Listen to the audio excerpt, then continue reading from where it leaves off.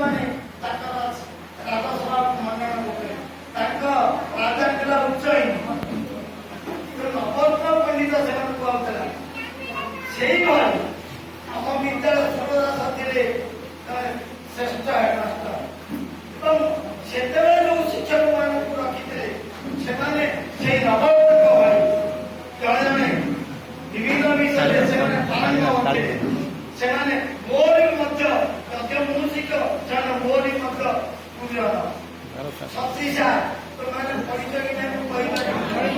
ଆଉ ସତୀଶା ଜାଣିଥିବ କମନୱେଲ୍ଥ ଏଇ ବେଳା ଦିଦି ଅଛନ୍ତି, କମନୱେଲ୍ଥ ଗୋଟେ କଣ ଆଲୋଚନା ହେଲା, ଏ ବୀଣା ଦିଦି କଣ କଥାବାର୍ତ୍ତା ଟିକେ କରୁଥିଲେ, ପାଟି କରୁଛନ୍ତି ହଠାତ୍ କହିଲେ କାହିଁକି କହୁଛୁ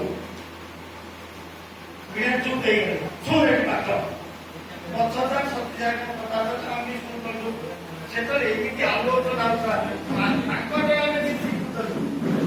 ଏଇ ମତେ କହିଛନ୍ତି ଆପଣ ଟିକେ ଅଙ୍କ ଗୁଡାକ କରି ମତେ ଦେଖେଇଲେ, ମୁଁ ତାଙ୍କୁ ଅଙ୍କ କରି ଦେଖେଇଲି, ସେଠି ମଧ୍ୟ କହୁଥିଲୁ।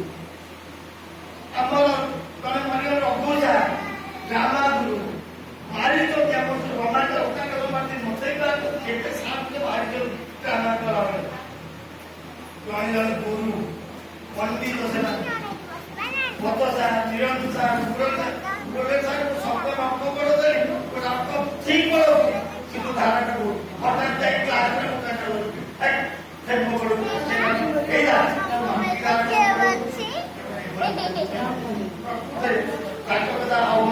ସେ ବଞ୍ଚିଛନ୍ତି କିନ୍ତୁ ସେ ଏ ପ୍ରକାର କରୁଥିଲେ।